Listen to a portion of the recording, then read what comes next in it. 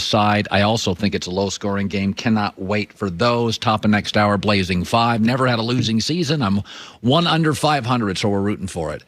Joy and I were talking during the break. There are certain universities in this country, like Stanford.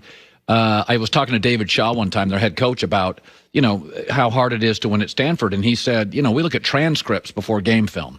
I mean, there's no reason to recruit a kid if he can't get in. And he goes, secondly, we never have 85 players on scholarship. We can't get 85 guys that qualify for Stanford that are good enough to play in our conference. So it's not a knock on anybody else. It's just a reality of there are these Northwesterns and Stanfords and Notre Dames that are very rigorous academically, and they play by a little different rules. So if Notre Dame wins 10 games, to me, God bless them.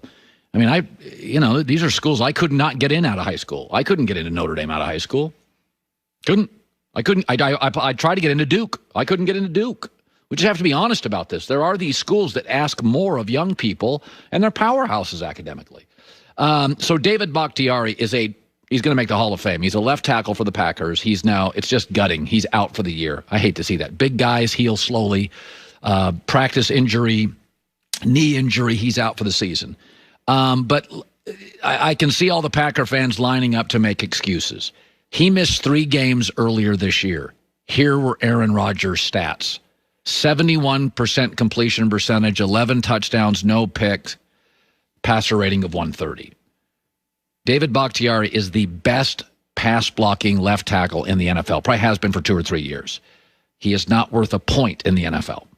He may be worth a half a point, maybe. It didn't change the line yesterday much. Not that I can tell. Aaron Rodgers, in the 3 games he missed this year, was sacked twice. Now, it's the Bears. It's Khalil Mack. So Khalil Mack will be playing against a backup. That is never good news. And I imagine Aaron will get sacked by Khalil Mack this weekend, and it will be problematic, at least early. The Packer coaches will have to adjust to it. But let me give you Ronnie Stanley, Baltimore. He's another first-ballot Hall of Fame left tackle for the Ravens. He's absolutely he's a Notre Dame guy, by the way, if I believe. Phenomenal player. Baltimore's offense struggled when he was healthy this year. Baltimore's rush-centric offense with Ronnie Stanley out is the hottest in the NFL. So Aaron Rodgers and Lamar Jackson are nimble enough that if they're missing their left tackle, they can adjust. Now, the Colts have a left tackle, Anthony Costanzo, who's very good. The Colts offense has struggled when he's out, but that's Phillip Rivers, who is about as nimble as my coffee table. So that's a different situation, but it's not going to affect. Remember, the year Aaron Rodgers won the Super Bowl, you remember that year, Charles Woodson got hurt in the Super Bowl. They had several key players that year and in the playoffs on the IR. So I don't think it's season ending. I don't think it lessens their chance to win the Super Bowl. Most of the really great edge rushers in the NFL right now are in the AFC. Joey Bosa is terrific. Myles Garrett is incredible. TJ Watt for the Steelers, I think, is unblockable.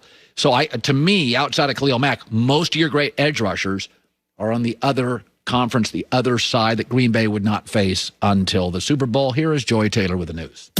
No. Turn on the news.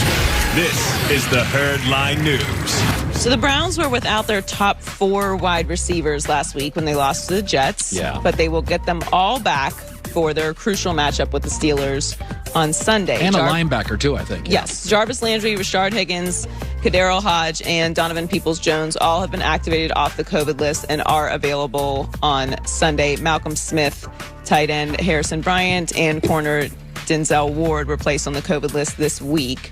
They are 8.5-point favorites, according to Fox Bet right now. I would take Cleveland. You know, we had a discussion this morning. My staff tried to convince me that if Baker lost, that the Browns would not pick up his option.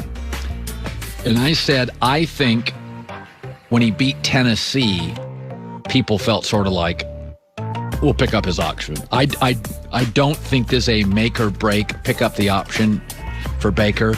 Now, if he comes out and does some really sophomoric stuff and is awful, because he did lose to the Jets, but I tend to think, the Rams and the Browns lost to the Jets. The Jets have some real good defensive players, and it's hard to get fired up for the Jets. I think Cleveland's going to be fired up for the Steelers. I think they're going to play really well, and I think they're going to win comfortably. Well, they don't have to win. They need to win if they want to control their own destiny. They can still make the playoffs if the Colts lose to the Jaguars. They won't. And if the Titans lose to the Texans and the Ravens and Dolphins both win. So there's a lot of chips that have to fall in place if they lose. I do think that there's something to how Baker plays. Baker overall this season has shown that he is very capable. When he has the right pieces around him, he is a distributor, and that's not, there's nothing wrong with that at all. It's not a critique.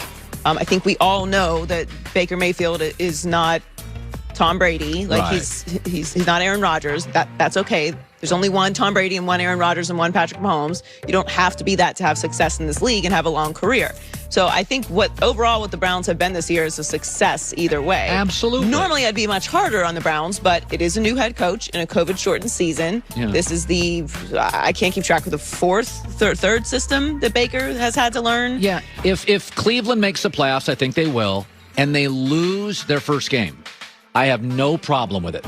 If you go look at the history of rookie head coaches going to the playoffs and having to face veteran head coaches, just look who's in there now. You're going to have an Andy Reid. You're going to have a Mike Tomlin. You're going to have a John Harbaugh.